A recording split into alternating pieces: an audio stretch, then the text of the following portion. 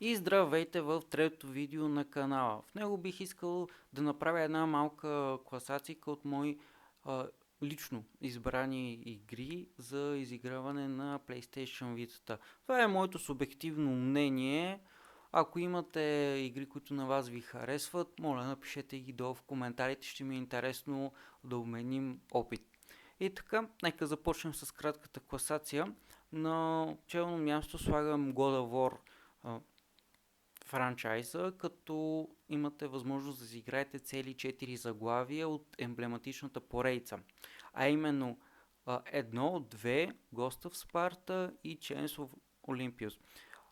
HD Collection, както се позовават името му, е съвкупност от първата и втората игра, които би трябвало да се водат, както името му поменава, някакъв ремастър, HD ремастър, но реално погледнато получавате играта natively.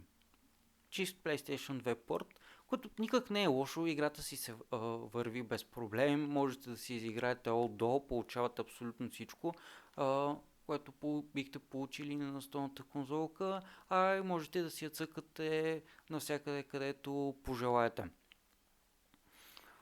Вече за Ghost of Sparta и Chains of Olympus те се играят посредством емулатора за PSP. В смисъл, те са изцяло заглавия излезнали за PSP.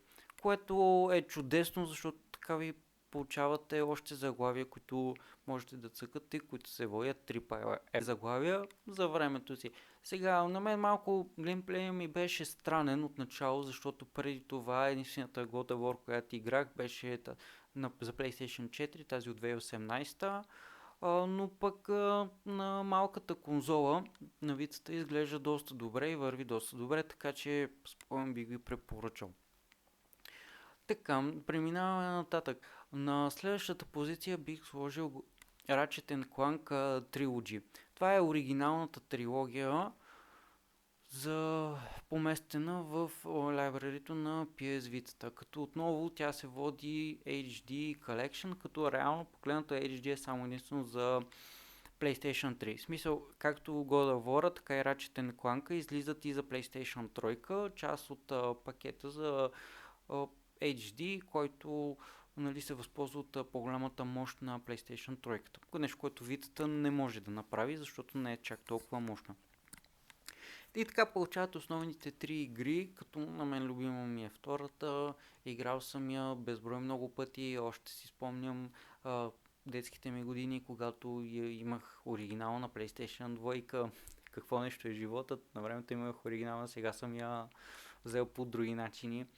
Но съм я превъртял безброй пъти, като съм стигал до 4 или 5 Hero мода, изцяло превъртени с Райно. Там Райно 2 беше най-скъпото оръжие, което струва 1 милион болц. Нещо такова. Хубави спомени, като съм изиграл цялата трилогия на Витата. Като в последствие вече, като си взех и тройка, си пуснах и на тройката и мога да ви кажа, да, изглежда чудесно, но на тройка. На Витата си е наистина PlayStation 2 порт. Което, както казах, не е лош вариант. Готино, някой от вас може да се хареса, някой да не се хареса.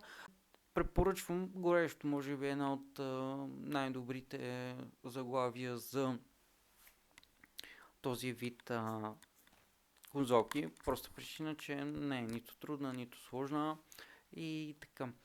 Това беше моят кратък лист от игри, които веднага бих започнал да играя, ако току-що бях станал собственик на вицата. Както казацията ще да е доста кратка. Това са мои любими игри, които просто реших да споделя с вас.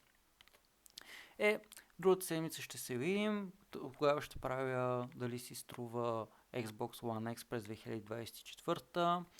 И така. Чао! Бъдете здрави!